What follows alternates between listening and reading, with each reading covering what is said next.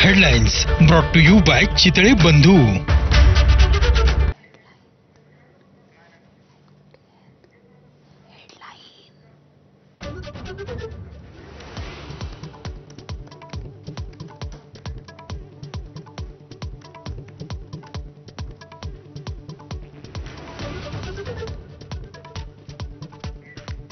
काहीही चुकीचं केलेलं नाही, पुढेही चुकीचं करणार नाही। मुंढवा जमिनीच्या प्रकरणावरती अजित पवार यांचं स्पष्टीकरण।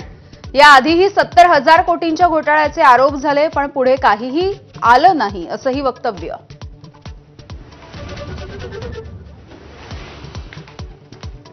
कोणत्याही नेत्याचा नातेवाईक असो, कारवाई झालीच पाहिजे। पार्थ पवार जमीन घोटाळा प्रकरणामध्ये रोहित पवारांची भूमिका। सुप्रिया सुळेंनी भावनिक होऊन वक्तव्य केल्याची देखील प्रतिक्रिया।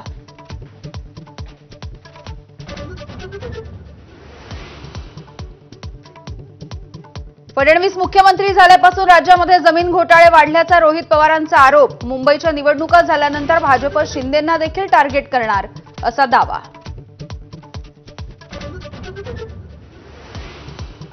जय पवार निवडणुकीमध्ये उतरणार नाहीत, उपमुख्यमंत्री अजित पवारांकडून स्पष्टीकरण।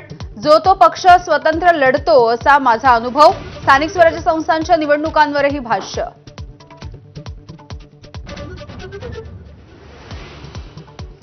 मंत्री राधाकृष्ण विखेंची गाडी फोडणाऱ्याला 1 लाखांचं बक्षीस। बच्चू कडूंच्या ऑफरनं खळबळ।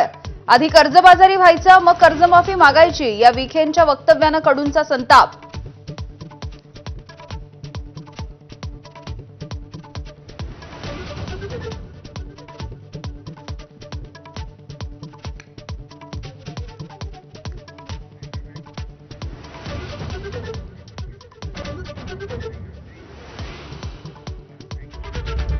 नमस्कार, मी यामिनी दळवी। बुलेटिनमध्ये तुम्हा सगळ्यांचं स्वागत। बुलेटिनच्या सुरुवातीला एक मोठी बातमी आहे, कारण शरद पवार यांच्या बैठकीमधली